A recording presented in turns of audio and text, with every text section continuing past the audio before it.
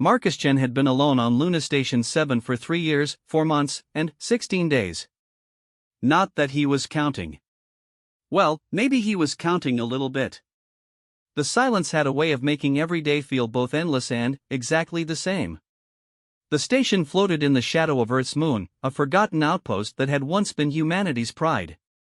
Back when the Galactic Council still talked to humans. Back when humanity had hope of joining the greater cosmic community. That was before the incident with the Zephyrian trade convoy, before the accusations, before the complete communication blackout that left humanity isolated in their own solar system.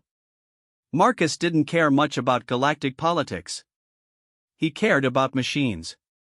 Engines, life support systems, navigation computers, artificial gravity generators, these things made sense. They had rules. They didn't lie, didn't betray, didn't leave you stranded on a lunar station while the rest of humanity retreated to Earth to lick their wounds. The morning alarm echoed through the empty corridors at 0600 hours, just like always. Marcus rolled out of his narrow bunk and shuffled to the small galley, his bare feet making soft padding sounds on the metal floor. The coffee maker gurgled to life with a press of a button, one of the few luxuries he'd managed to keep running perfectly. Outside the main viewport, Earth hung like a blue marble against the star-filled void. Home. A home that had stopped answering his communications 18 months ago. The orbital supply runs had stopped. The monthly check-ins had ceased. For all Marcus knew, he was the last human still operating outside Earth's atmosphere. The coffee was bitter, but warm. Marcus preferred bitter anyway. Sweet things reminded him too much of Sarah, of the life he'd planned before taking this assignment. Before she'd decided that a relationship with someone posted to a distant lunar station wasn't worth the wait. "Computer, run morning diagnostics," he said to the empty air. "Running diagnostics, Marcus," the AI responded in its eternally cheerful voice. "All systems operating within normal parameters. Oxygen recycling at 96% efficiency. Water reclamation at 98%. Power generation stable. No external communications received." That last part used to hurt. Now it was just another data point. Marcus had learned to find comfort in the machine's reliability. At least something in his life was dependable. He dressed in his standard issue jumpsuit and made his way to the engineering section. The heart of the station hummed with quiet efficiency, banks of monitors displaying readouts that told the story of a complex system functioning exactly as designed. Marcus had made improvements over the years, small modifications that pushed efficiency ratings beyond their original specifications. What else was he going to do with his time? The fusion reactor was particularly beautiful this morning, if you could call a nuclear reaction beautiful. Marcus thought you could. The magnetic containment field held the miniature star in a perfect dance of controlled destruction and creation, converting matter to energy with elegant precision. He'd spent weeks fine-tuning the field generators, achieving a stability rating that would have impressed his old professors back at the Luna City Technical Institute. "Morning, gorgeous," he said to the reactor, running his hand along the smooth housing. "Let's see how you're feeling today."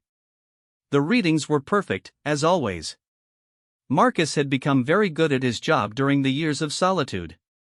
When you're the only person responsible for keeping yourself alive, you develop a strong motivation for excellence. A soft chime indicated that the automated maintenance cycle was beginning. Marcus watched as robotic arms emerged from hidden panels to service the external sensors and communication arrays. He'd programmed the robots himself, taught them to perform routine maintenance with the same care he would apply personally.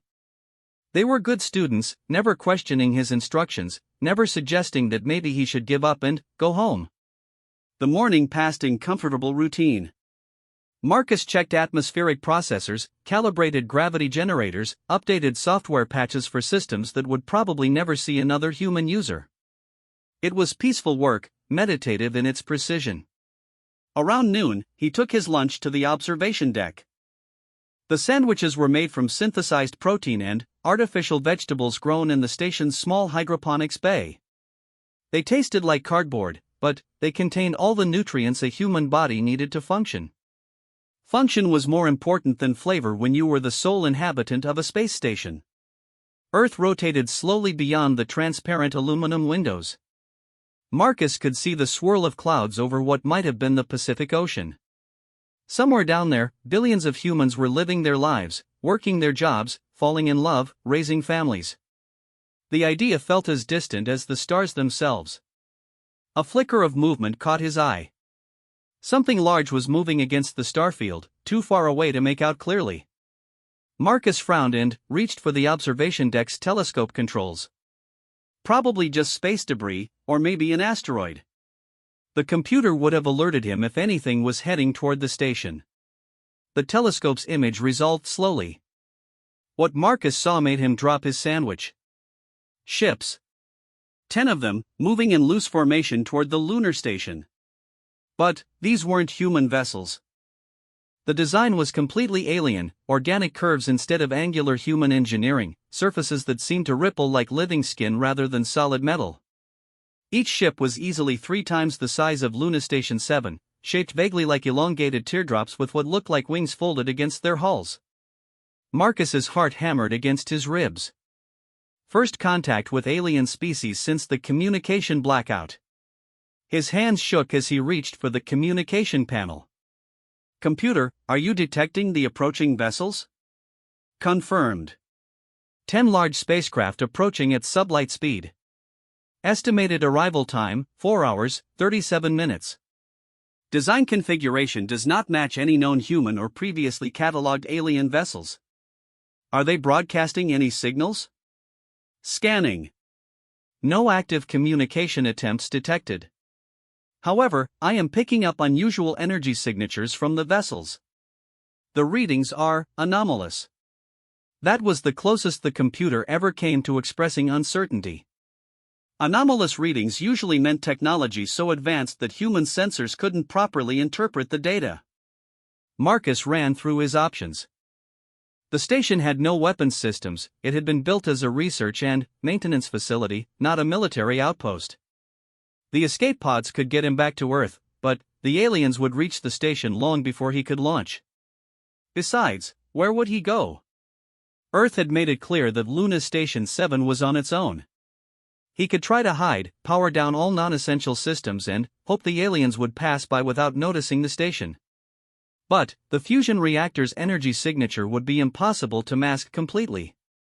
If these aliens had sensors capable of interstellar travel, they would definitely detect a space station. That left communication. Maybe they were peaceful. Maybe they needed help. Maybe they were as lost as he was. Marcus spent the next hour trying to establish contact with the approaching ships. He broadcast on every frequency the station could generate, transmitted mathematical sequences, played recordings of human music, even tried flashing the external lights in various patterns. The alien ships maintained their course and speed, showing no sign that they had detected his attempts at communication. As they drew closer, the telescope revealed more details. The ship's surfaces definitely moved like living tissue, expanding and contracting in slow rhythms that reminded Marcus of breathing. Sections that looked like scales caught and reflected light in patterns that shifted constantly. Most unnervingly, what he had initially taken for wings appeared to be exactly that, actual wings, folded close to each vessel's body like a sleeping bat. Computer, enhance image resolution on the lead vessel, Marcus said, his voice hoarse with tension. The image sharpened, and Marcus felt his breath catch in his throat. The front of the ship tapered to what could only be described as a head. A massive head with features that were unmistakably reptilian. As he watched, one great eye opened and seemed to look directly at the station. "Oh," Marcus whispered. "Oh, wow. Dragons." The aliens were dragons. Not metaphorically, not symbolically, but literally. Massive spacefaring dragons that somehow traveled between stars. Marcus's scientific mind reeled at the implications while a deeper, more primitive part of his brain gibbered in ancient fear and wonder. The dragons maintained their approach, their course unwavering. Marcus could now see that their scales glittered with an inner light, as if each one contained its own miniature star. The energy readings from the computer were off the charts, power signatures that dwarfed the station's fusion reactor. With 1 hour remaining until the dragons reached the station, Marcus made a decision that surprised him. Instead of trying to hide or flee, he began preparing Luna Station 7 to receive guests. He activated all the docking clamps, extended the emergency airlock systems, and started charging the backup power generators. If these magnificent creatures were coming to his station, he would meet them properly.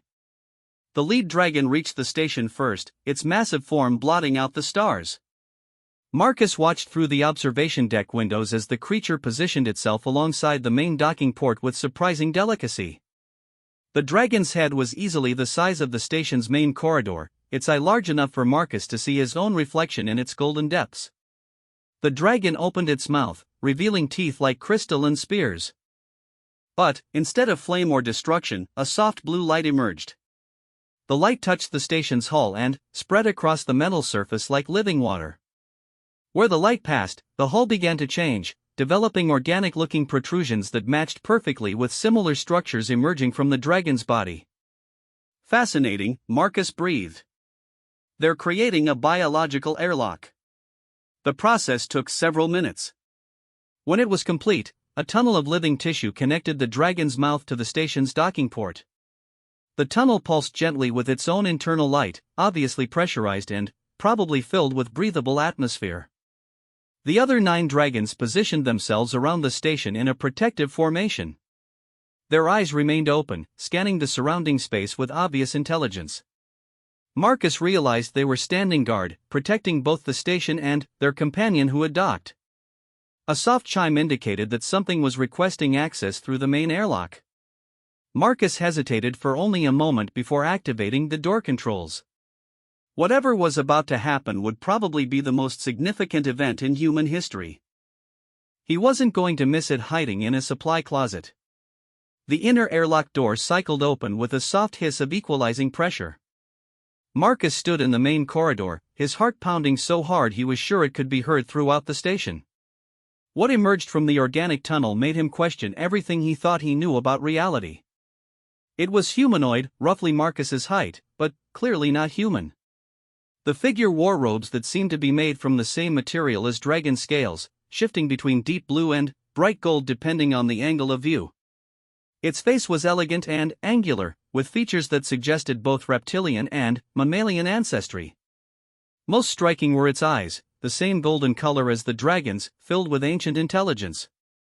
"Greetings, human," the figure said in perfect English, its voice carrying harmonics that resonated through Marcus's bones. "I am Keeper Thyros of the Dragon Clans. We seek sanctuary." Marcus found his voice after several tries. "Sanctuary? From what?" Thyros stepped fully into the corridor, moving with fluid grace. "From those who would see us extinct. From the Void Hunters who have already claimed 7 of our worlds. We are the last of our kind, and we have nowhere else to run." The words hit Marcus like a physical blow. Here was the first intelligent life he'd encountered in years, and they were refugees. Beings of obvious power and majesty, reduced to seeking help from a lone human on a forgotten space station. "I don't understand," Marcus said. "You're dragons. You travel between stars. How could anything threaten you?" "The same way something threatens any living being," Thyros replied sadly. "Superior numbers, advanced weapons, and the willingness to commit genocide. The Void Hunters have been systematically exterminating every species they cannot control. We are simply their latest target."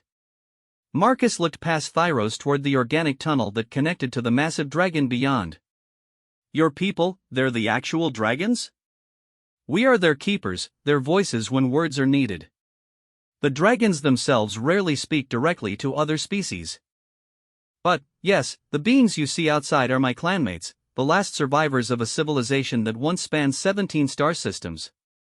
The weight of responsibility settled on Marcus's shoulders like a lead blanket. These creatures were asking him, one lone human engineer, to provide sanctuary for the last remnants of their species. Luna Station 7 was barely equipped to support one person, let alone 10 giant space dragons.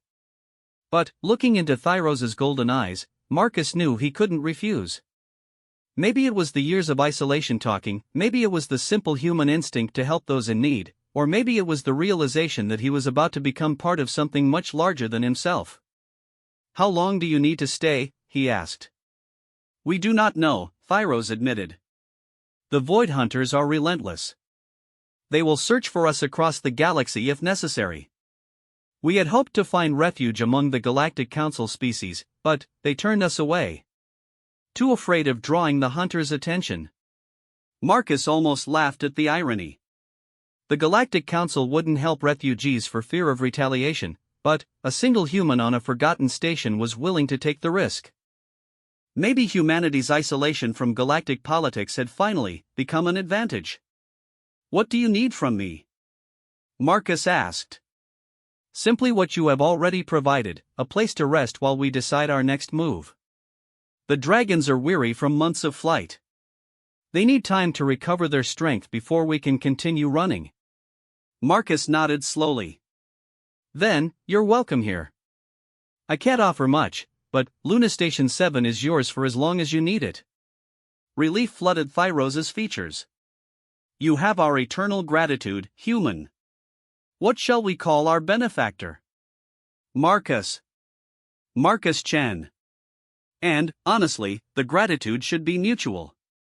I've been alone out here for so long, I was starting to forget what conversation felt like."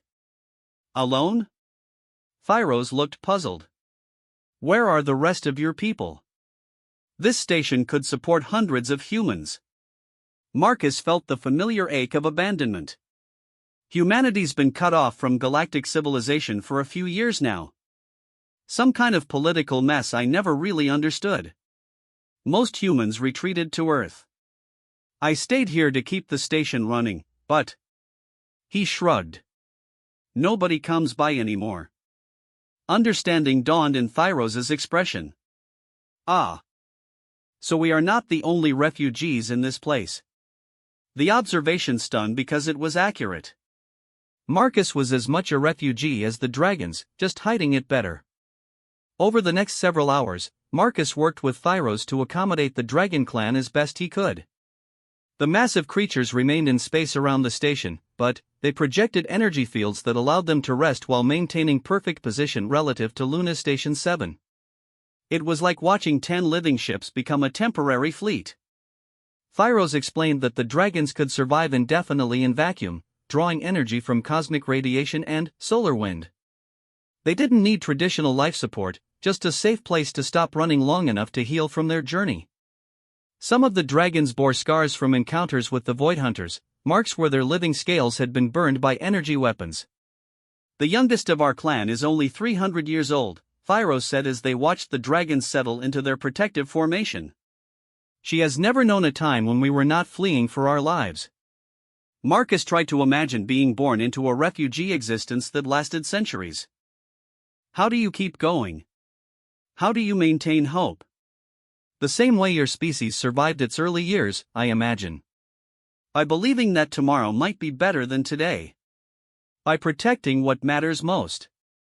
Thyros gestured toward the dragons floating in space. "They are our living history, our culture, our future. As long as they survive, our people survive." That evening, Marcus shared a meal with Thyros in the station's small galley. The keeper didn't eat human food, but seemed to enjoy the company. Marcus found himself talking more than he had in years, telling stories about his work on the station, his reasons for staying when everyone else left, even his relationship with Sarah. "Your people prize individual achievement," Thyros observed. "But they struggle with individual sacrifice. It takes great strength to remain at your post when abandoned by those you serve." "I didn't stay out of duty," Marcus admitted. "I stayed because I didn't have anywhere else to go. Earth feels foreign now. Like I've been away too long to fit back in." "Perhaps you stayed because you knew you would be needed here. Perhaps the universe has patterns larger than any individual can see." Marcus had never been religious, but something about Thyros's words resonated with truth. Maybe his years of isolation hadn't been pointless after all. Maybe they had been preparation for this moment. Late that night, Marcus stood on the observation deck watching the dragons sleep. Their scales pulsed with gentle bioluminescence, creating a light show more beautiful than any aurora. Each dragon was unique in size and coloring, from the youngest with her bright silver scales to the eldest whose deep gold hide spoke of centuries under alien stars. "They're magnificent," he whispered. "They are the last," Thyros replied, appearing silently beside him. "When they are gone, 10 million years of evolution will be erased from the universe. Then, we won't let them be gone," Marcus said with sudden fierce determination. "Luna Station 7 isn't much, but it's defensible. We've got supplies, power, and, most importantly, we're invisible. The Galactic Council forgot about this place years ago. Maybe your Void Hunters will too." Thyros studied Marcus's reflection in the window. "You would risk your life for creatures you met only hours ago?" Marcus thought about the question seriously. 3 days ago, his biggest concern had been calibrating the water reclamation system. Now he was discussing interstellar warfare and the preservation of an alien species. The old Marcus, the one who played it safe and followed regulations, would have suggested the dragons move on to find help elsewhere. But the old Marcus had never met 10 refugee dragons seeking sanctuary from genocide. "Yeah," he said finally. "I think I would." Outside, the dragons continued their ancient dance through space, unaware that one human engineer had just committed himself to their protection. The stars wheeled overhead, vast and cold and full of dangers that Marcus couldn't imagine. But, for the first time in 3 years, Marcus-chan didn't feel alone. The real test would come when the Void Hunters arrived. Because if these creatures were as relentless as Thyros claimed, they would eventually track the dragons to Luna Station 7. When that happened, a lone human and 10 exhausted dragons would have to find a way to survive against an enemy that had already destroyed 17 star systems. Marcus looked out at Earth, hanging peaceful and unaware in the void. His homeworld had abandoned him, but maybe that abandonment had freed him to become something more than he'd ever imagined possible. The guardian of the last dragons. The protector of legends made real. A mechanic who fixed more than just machines. 2 weeks had passed since the dragons arrived at Luna Station 7, and Marcus had discovered that hosting refugees from space was more complicated than he'd initially imagined. Not because the dragons were difficult guests, quite the opposite. They were remarkably considerate for beings the size of starships. The problem was that Marcus had developed an attachment to creatures who might leave at any moment. "The young one is dreaming again," Thyros said, joining Marcus on the observation deck where he'd taken to spending his evenings. Outside, Zephyra, the silver-scaled dragon who was barely 3 centuries old, moved restlessly in her sleep. Soft pulses of light traveled along her hide like slow lightning. "What does she dream about?" Marcus asked, watching the beautiful display. "Homeworlds she has never seen. Skies filled with her own kind instead of enemies. The piece of a nest that will never be disturbed." Thyros's voice carried profound sadness. "She dreams of things that no longer exist." Marcus had learned much about dragon society during their stay. Each dragon was both an individual and part of a greater collective consciousness that Thyros called the Eternal Song. When dragons died, their memories and experiences joined the song, preserving their culture across generations. But, with only 10 dragons remaining, the song had become a whisper where once it had been a symphony.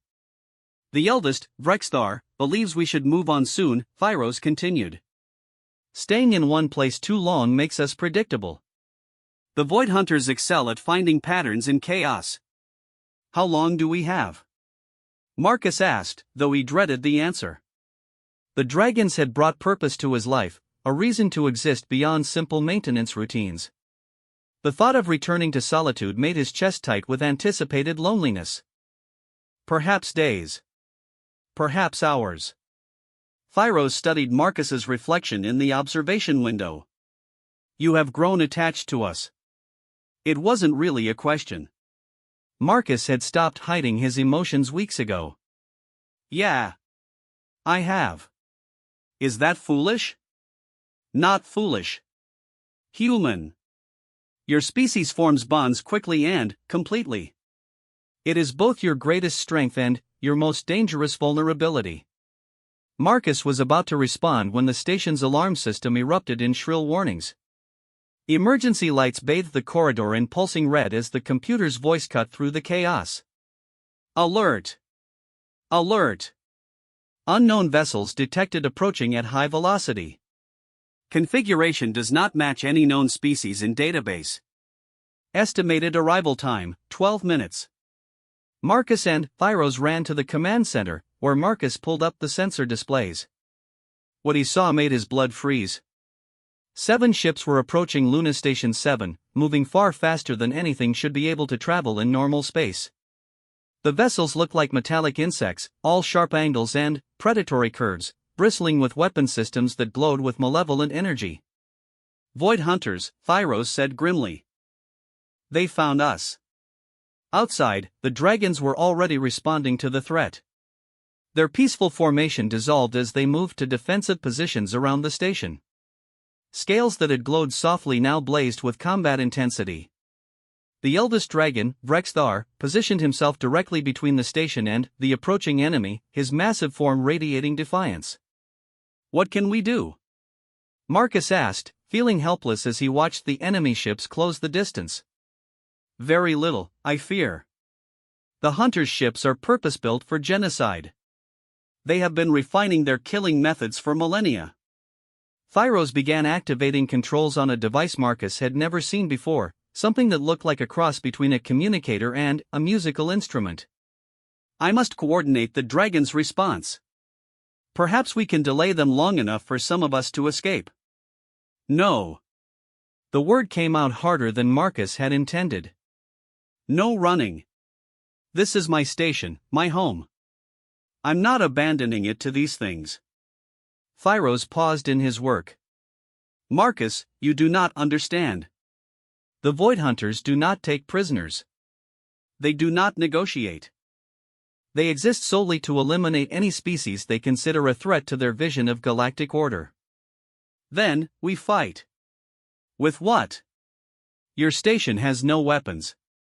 The dragons are exhausted from months of flight. We cannot match the hunters' firepower. Marcus stared at the approaching ships, his mind racing through possibilities. Luna Station 7 really didn't have weapons in any conventional sense. But, it did have other systems that Marcus had spent 3 years learning to modify and improve.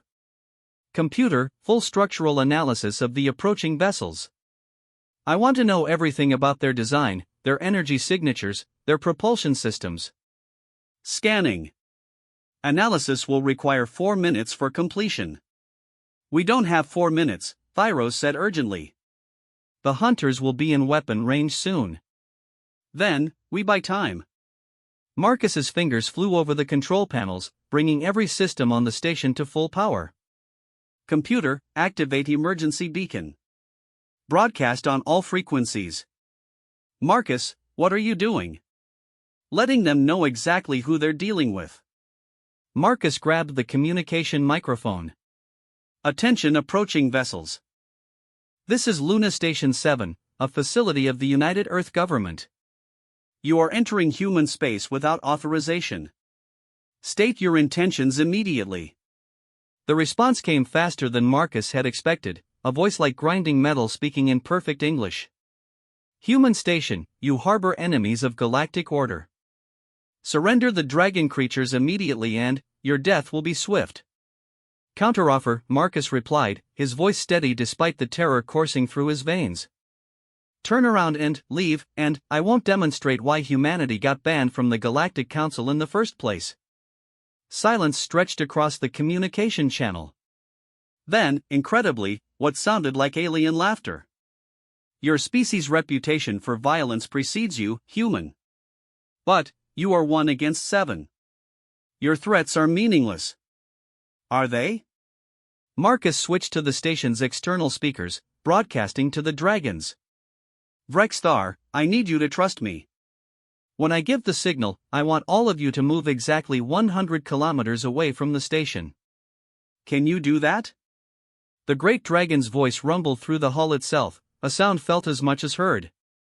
We will not abandon you, Marcus Chen. You're not abandoning me.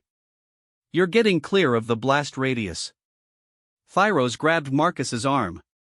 What blast radius? What are you planning? Marcus pulled up a schematic of the station on the main display. Luna Station 7 was built using a modified fusion reactor design. Standard safety protocols require multiple redundant containment systems to prevent catastrophic failure. But, over the past 3 years, I've been improving things. Understanding dawned in Thyrose's golden eyes. You've turned your entire station into a bomb. Not intentionally. But, I did remove several safety interlocks to improve reactor efficiency. And, I may have routed power conduits in ways that weren't strictly up to code. Marcus's grin was decidedly predatory. The Void Hunters want to know why humanity got banned? It's because we have a talent for turning absolutely anything into a weapon. The computer's analysis finished just as the hunter ships came into visual range. Marcus studied the data, looking for weaknesses. The alien vessels were heavily armored, but their energy shields seemed designed to deflect directed energy weapons rather than massive kinetic impacts. Computer, how much force would a fusion reactor breach generate at this range? A complete reactor failure would produce an explosion equivalent to approximately 50 megatons of chemical explosive. At point-blank range, the electromagnetic pulse alone would disable most electronic systems within a 500-kilometer radius. Perfect. Marcus opened the channel to the dragons again. Everyone needs to move back now. I'm going to give our visitors a very warm welcome. The dragons began withdrawing, their movements graceful even in retreat. The Void Hunter ships took this as a sign of weakness, accelerating toward the station with predatory eagerness. Marcus could see weapons ports opening along their hulls like hungry mouths. Final warning, human. Surrender the dragons or face annihilation. Here's my final answer, Marcus replied, his hand hovering over the reactor emergency controls. Luna Station 7 has been my home for 3 years. I've fixed everything on this station at least twice, including things that weren't broken. And, the one thing I've learned is that sometimes the best way to fix a problem is to blow it up and start over. Marcus began the reactor destabilization sequence. Warning klaxons immediately filled the air as the computer detected what he was doing. Marcus, safety protocols require authorization for reactor shutdown. Please confirm emergency shutdown procedures. Computer, I'm not shutting down the reactor. I'm removing all safety limits and overloading the magnetic containment system. Authorization Chen 77 Alpha Omega. Authorization accepted. Warning, reactor breach imminent. Evacuation recommended. Thyrose was already moving toward the emergency airlocks. You magnificent, insane human. How much time do we have? 2 minutes until containment failure. The escape pods are this way. They ran through corridors Marcus had walked in solitude for years, past equipment he had maintained with meticulous care, through a home he was about to destroy to save beings he had known for only 2 weeks. The irony wasn't lost on him, but he felt no regret. Some things were worth more than personal comfort. The escape pod was a cramped 2-person craft designed for emergency evacuation to Earth. Marcus and Thyro strapped themselves in as the station's death throes echoed through the hull. Outside, the Void Hunter ships had reached the station and were beginning their attack, unaware that their target was about to become the largest improvised explosive device in human space. Pod launching in 10 seconds, the computer announced with its usual cheerful tone. Have a pleasant journey. Marcus couldn't help laughing at the absurdity. He was about to destroy his home, his life's work, everything he owned, to save a species he'd never heard of 2 weeks ago. Sarah would have called him crazy.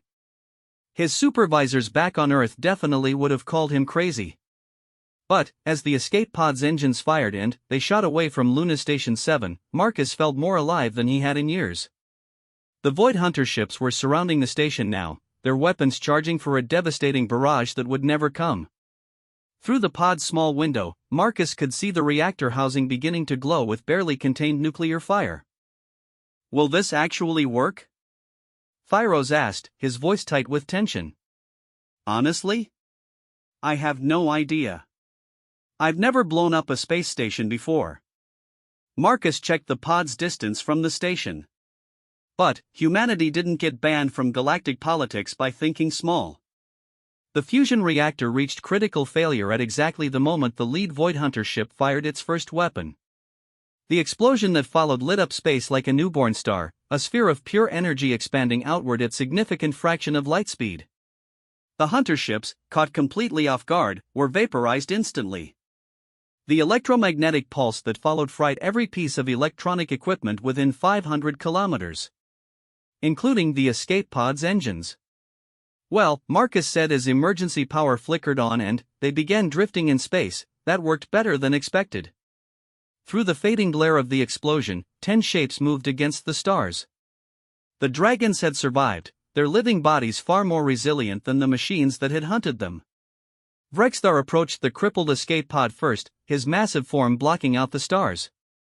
The great dragon's voice spoke directly into their minds, a communication deeper than words. Marcus Chen, you have saved our lives at the cost of your own home. This debt cannot be repaid. No debt, Marcus replied, though he wasn't sure if the dragon could hear him. Just friendship, I guess. Zephyra, the young silver dragon, positioned herself beneath the escape pod. Her scales began to glow with the same blue light Marcus had seen when Thyros first docked with the station. The light enveloped the small craft, and Marcus felt the pod's systems coming back online as the dragon shared her own energy. The Void Hunter fleet will investigate when these ships fail to report, Thyros said. We cannot remain in this system. Marcus nodded, watching the debris field that had once been Luna Station 7 spread slowly across space. 3 years of his life, gone in an instant. But, somehow, he didn't feel the loss as keenly as he'd expected. The station had been a sanctuary during his exile, but it had also been a prison of his own making. Where will you go? He asked. We do not know. There are few places in this galaxy where dragons can find refuge. Thyros paused. Unless. Marcus, your people are already outcasts from galactic society. Perhaps we could find sanctuary on your home world. The idea was so audacious that Marcus almost laughed. 10 space dragons seeking asylum on Earth, a planet that had been struggling with its own isolation for years. The political implications alone would give the world's leaders nightmares. Earth stopped communicating with this station months ago. I don't know what kind of welcome you'd receive. But, you know your people. Are they capable of offering sanctuary to refugees? Marcus thought about humanity's long history with refugees, a record that was honestly mixed at best. But, he also thought about individuals like himself, people who would risk everything to help those in need. And, he thought about how desperately Earth needed allies, even alien ones. Some humans would welcome you. Others would be terrified. But Marcus made his decision. But, I know people who would listen. Scientists, engineers, people who understand what you represent. If we can get there, I can arrange a meeting. Then, we will accompany you to Earth, Vrexthar's mental voice carried finality. Marcus Chen has proven himself a friend to dragonkind. Where he leads, we will follow. The journey to Earth would take several days, even with the dragon's ability to generate their own faster-than-light fields. Marcus spent the time learning more about his new companions, discovering that their society was far more complex than he'd initially understood. The dragons were not just individuals but living repositories of knowledge, each one carrying the memories and experiences of countless generations. When the Void Hunters destroyed our first world, Thyros explained as they traveled through the strange non-space of dragon flight, they thought they had eliminated our history. But dragons are our history. Every song, every story, every scientific discovery of our people exists within the eternal song that connects our minds. So as long as the dragons live, your civilization survives? Exactly. We are a library that breathes, a museum that dreams, a university that soars between stars. Thyros's expression grew distant. But knowledge without application becomes mere nostalgia. We need a future as well as a past. Earth might be able to provide that. Humanity's good at building futures, even when we don't know what we're doing. As they approached Earth's solar system, Marcus felt a mixture of excitement and anxiety that surprised him. He hadn't seen his home world in years, had assumed he would die in exile among the stars. Now he was returning as the self-appointed ambassador for a species of refugee dragons. No pressure at all. The first sign that something had changed on Earth came when they passed the orbit of Mars. Where once there had been empty space, now a massive construction project sprawled across the planet's orbit. Space elevators stretched from the surface to orbital platforms the size of small cities. Ships moved in constant streams between the platforms and the inner system. "Your people have been busy," Thyros observed. Marcus stared at the construction in amazement. "This is impossible. This level of development should have taken decades. Perhaps your isolation forced innovation. Species often advance rapidly when faced with existential challenges." Earth itself looked different too. The night side of the planet blazed with lights and patterns Marcus didn't recognize, and several small moons orbited alongside Luna, artificial constructs that hadn't existed when he left. "Computer, attempt to establish communication with Earth traffic control," Marcus said, then paused. "Actually, first scan for any active defense systems. I'd rather not get shot down by my own species." The scan results were sobering. Earth's orbital space was protected by weapon platforms that made the old lunar defenses look like toys. Clearly, humanity had taken the Galactic Council's rejection badly and had decided to prepare for the possibility of hostile contact. "Earth traffic control, this is Marcustion aboard. This is going to sound crazy, but I'm aboard a dragon. 10 dragons, actually. Requesting permission to approach for urgent diplomatic contact." The silence stretched so long that Marcus wondered if Earth had simply decided not to respond to insane transmissions from space. Then, a voice crackled through the communication system. "Marcus Chen, this is Admiral Sarah Morrison, Earth Defense Command. Please confirm your identity and explain your current situation." Marcus's heart stopped. Sarah. His Sarah, except apparently she was an admiral now. The woman who had broken up with him because she couldn't handle a long-distance relationship was now in charge of Earth's defense. "Sarah? Sarah, it's really me. Marcus Chen, formerly of Luna Station 7. I can prove it. Remember the time we got stuck in the transport elevator at Luna City for 6 hours, and you made me recite pi to 300 decimal places to pass the time?" Another pause. "Marcus? Oh my God, Marcus, we thought you were dead.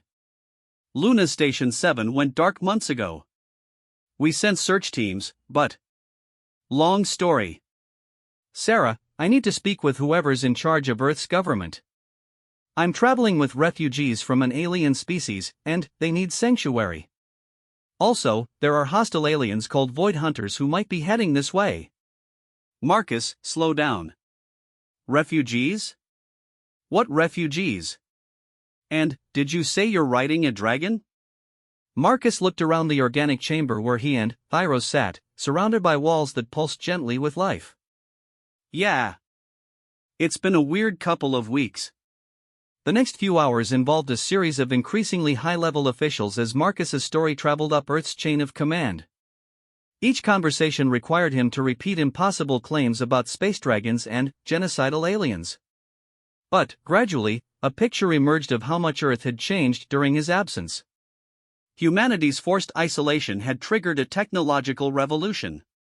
Cut off from galactic trade and knowledge, human scientists had been forced to innovate at an unprecedented pace. Fusion technology had advanced decades in just a few years. Artificial intelligence had made breakthroughs that bordered on the miraculous. Most importantly, humanity had unified in the face of external threat, putting aside national differences to focus on species survival. "The Unity Council wants to meet with your dragon friends," Sarah explained during their final conversation before landing. "But, Marcus, you need to understand, Earth isn't the same place you left. We've militarized almost everything. People are scared, angry at being rejected by the galactic community. Some factions want to prepare for war against the entire galaxy.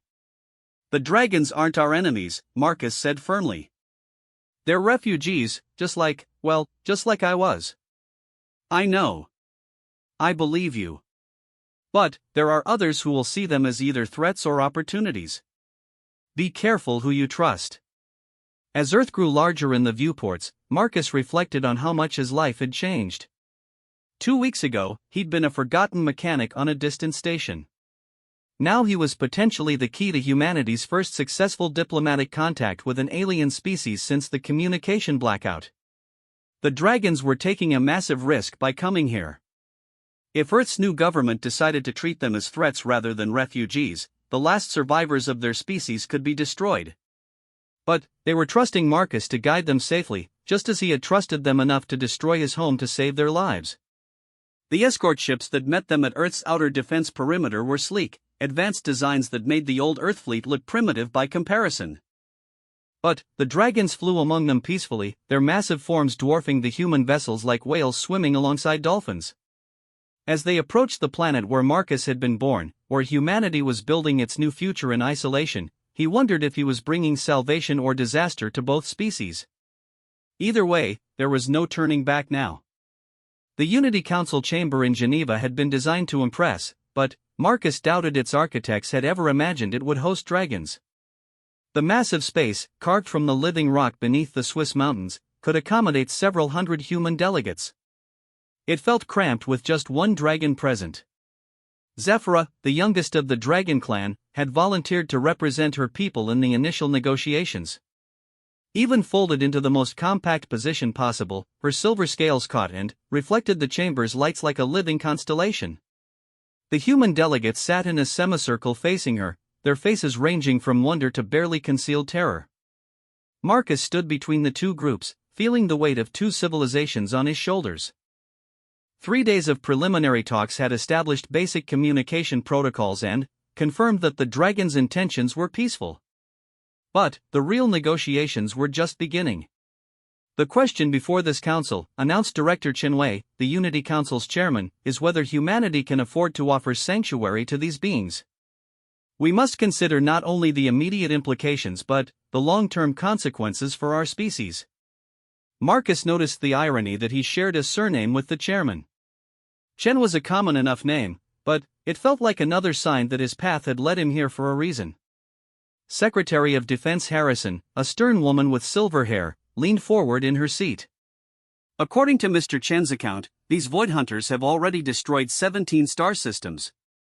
What happens when they trace the dragons here? Are we prepared to face an enemy that advanced? With respect, Secretary Harrison, Marcus replied, that's exactly why we should be working together. The dragons have knowledge, technology, and capabilities that humanity needs. And we have something they need, a place to rebuild. Knowledge, echoed Dr.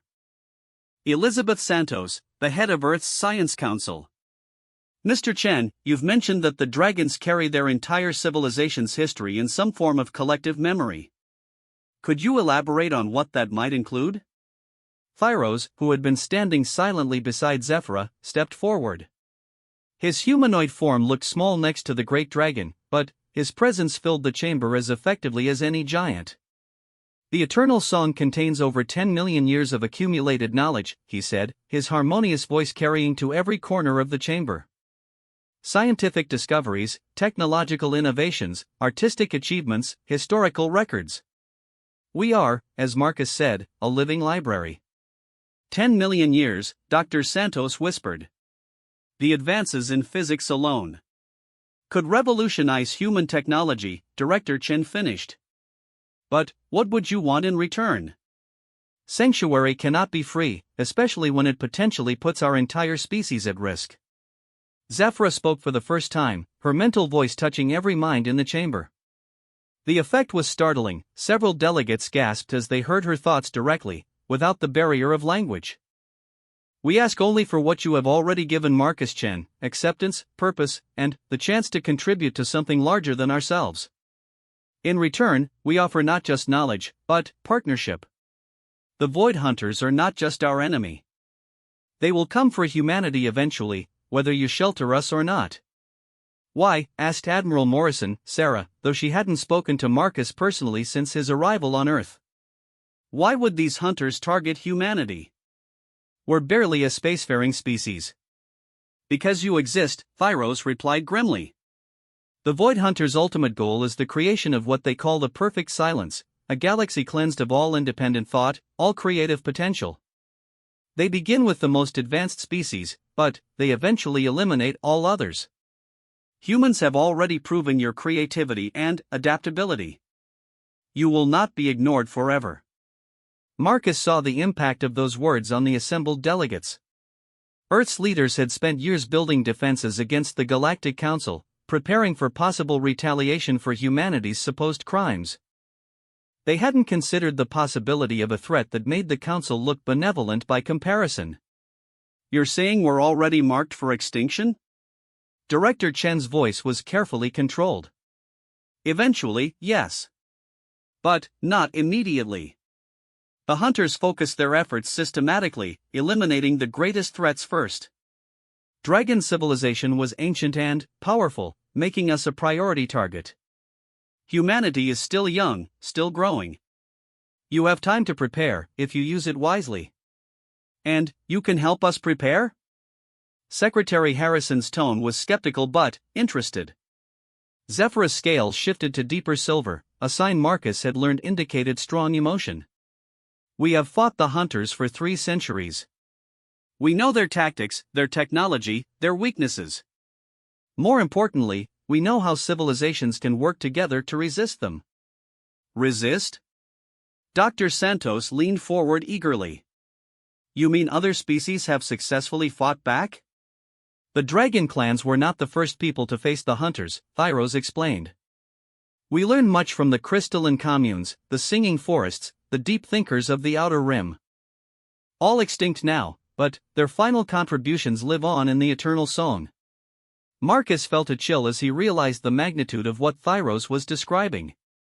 The dragons carried the final memories not just of their own species, but of dozens of extinct civilizations. They were the last repository of countless cultures that had been wiped from the galaxy. How many? He asked quietly. Species that have fallen to the hunters? 237 confirmed extinctions over the past 5,000 years. Possibly more, entire regions of the galaxy have gone silent. The chamber fell into stunned silence. Marcus watched the delegates process the revelation that they lived in a galaxy being systematically depopulated by an enemy they'd never heard of. Director Chen was the first to recover. This is more serious than we anticipated. If what you're saying is true, then our isolation from the Galactic Council may have been a blessing in disguise. The Council knows of the hunters, Thyros confirmed. But they believe they can appease them by staying neutral, by refusing to aid refugee species. They do not understand that neutrality is meaningless to beings who see all independent thought as a disease to be cured. Admiral Morrison finally spoke. What kind of timeline are we looking at? How long before these hunters turn their attention to Earth? Unknown. The hunters are methodical but not predictable. They might focus on remaining dragon strongholds for decades, or they might decide that humanity's rapid technological advancement makes you an immediate threat. Thyros gestured toward the advanced technology visible throughout the chamber. Your species has progressed remarkably during your isolation. That progress will not go unnoticed forever. Then, we need to accelerate our defensive preparations, Secretary Harrison said. Every month of delay could be critical. Defense alone will not save you, Zephyra interjected, her mental voice carrying absolute certainty. The hunters have destroyed civilizations far more advanced than current humanity. Survival requires more than weapons. Such as? Director Chen asked. Unity. Cooperation between species. Shared knowledge and combined strengths. The great dragon's eyes fixed on Marcus. You have already seen this principle in action. One human mechanic could not defeat 7 hunter ships. But one human working with dragons accomplished what neither could achieve alone. Marcus felt heat rise in his cheeks as every delegate in the chamber looked at him. His destruction of Lunar Station 7 had become something of a legend during the past 3 days, growing in the telling until he barely recognized his own desperate improvisation. I just did what seemed necessary at the time, he said.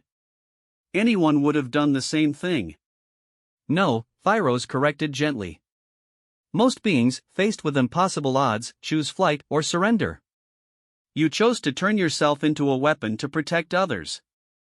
That is a distinctly human response, and exactly the kind of thinking the galaxy needs to survive the hunters. Dr. Santos had been furiously taking notes throughout the exchange.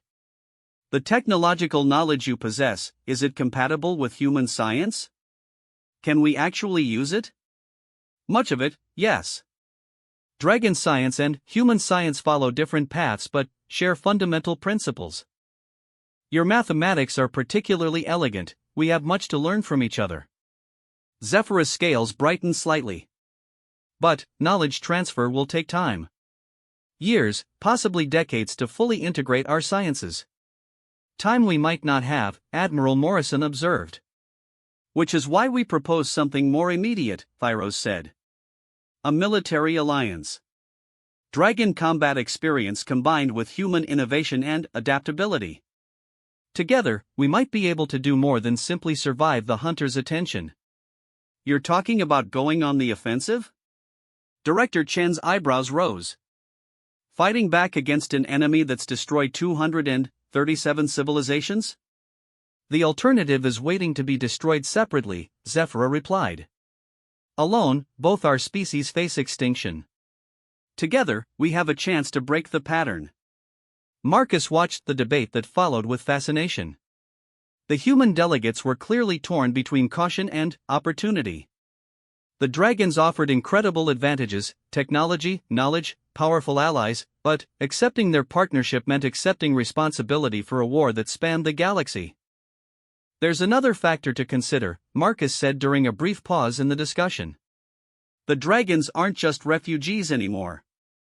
By coming here, by sharing their knowledge with us, they're making Earth a target whether we formally ally with them or not. The hunters will eventually learn where they went. Secretary Harrison nodded grimly. So we're committed to this conflict regardless of what we decide here today. But, how we enter that conflict matters, Director Chen said thoughtfully. Do we face the hunters as a lone human colony with 10 dragon refugees hiding in our solar system? Or do we face them as a genuine alliance of two species, working together from the beginning? Over the following hours, the shape of an agreement began to emerge.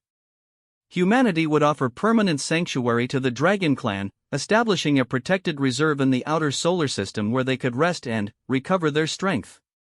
In return, the dragons would share their knowledge and experience, helping Earth accelerate its defensive preparations and technological development. But the agreement went deeper than simple mutual aid. The dragons would be granted citizenship in the Unity government, with Thyros taking a position as advisor on interstellar affairs. Human scientists and engineers would work directly with dragon scholars to develop new technologies that combined the best of both species' knowledge. Most importantly, the alliance would be genuine partnership rather than simple cooperation. Dragons and humans would fight together, plan together, and, if necessary, die together in the coming conflict with the Void Hunters. There's one more issue, Admiral Morrison said as the formal negotiations drew to a close. Command structure. If we're going to fight as allies, we need clear leadership protocols. Dragon combat experience is invaluable, but human forces will need human commanders they trust. We propose a joint command structure, Thyros replied.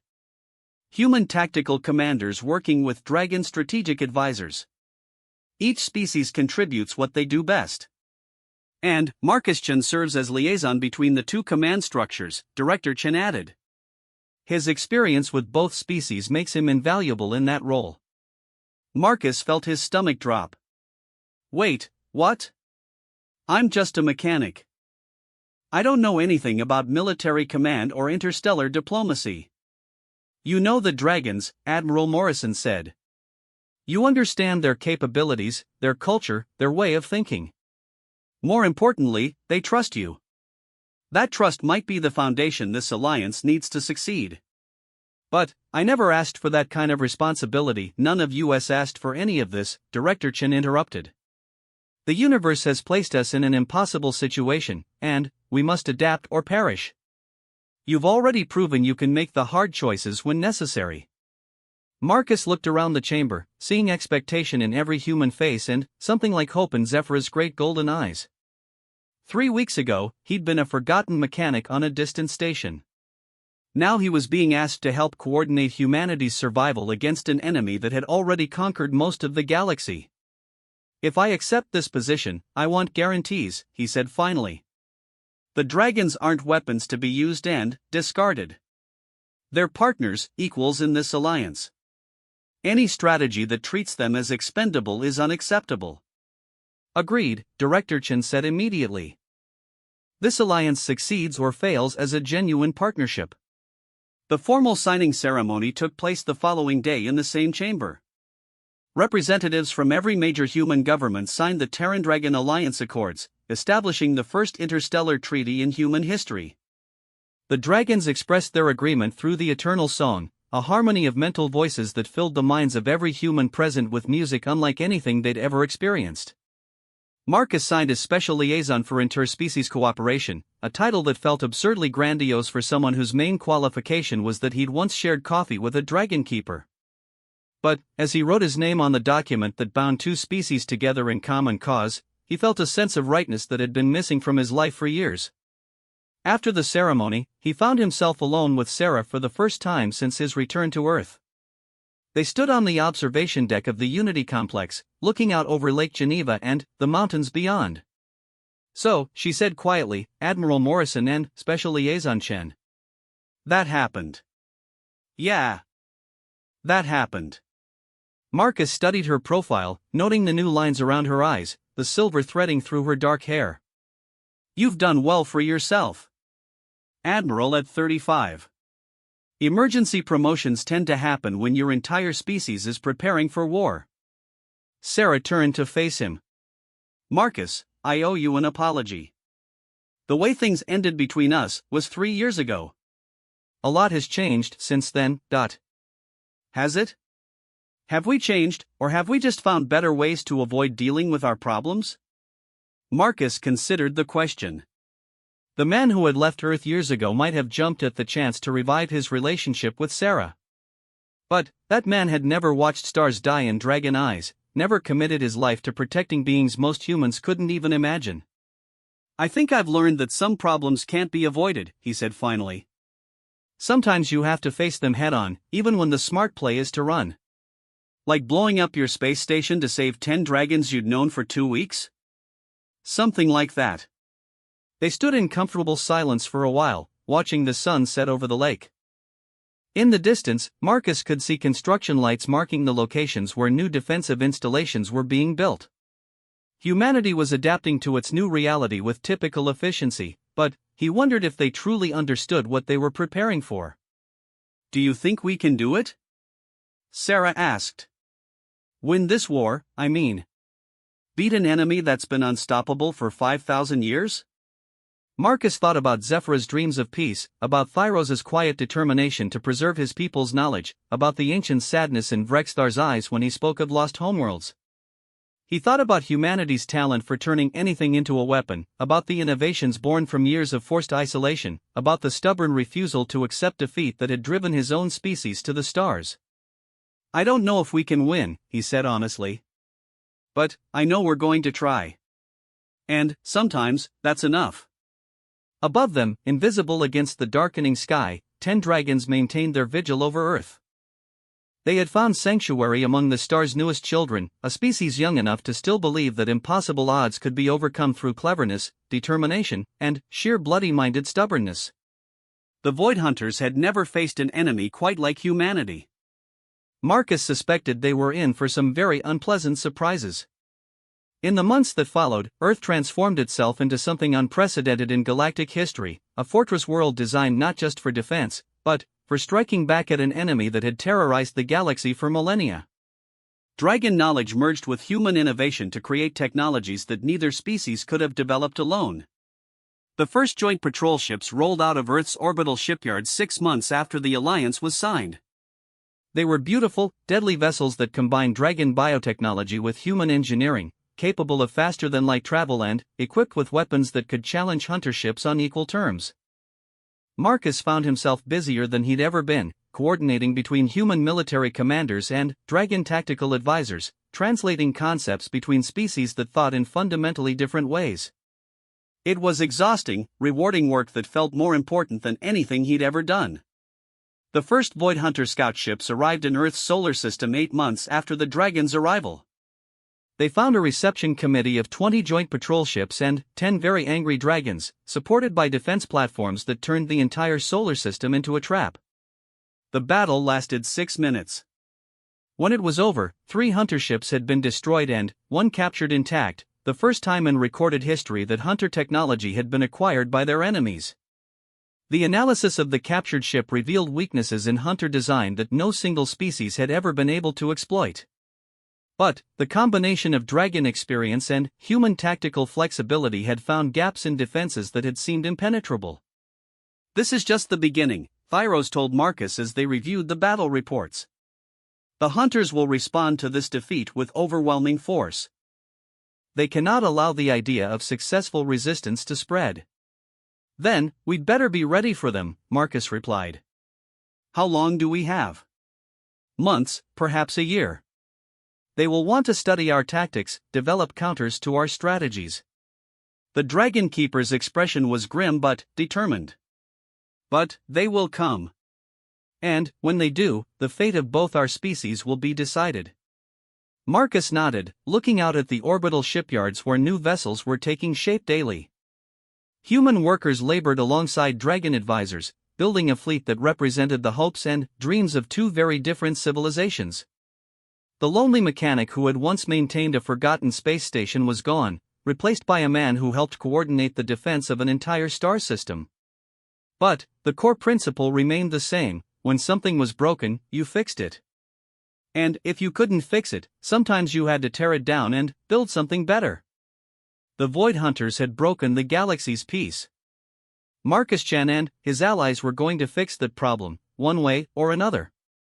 The stars themselves would bear witness to what happened when dragons learned to dream human dreams, and humans learned to sing the eternal song of those who refused to surrender to the dark.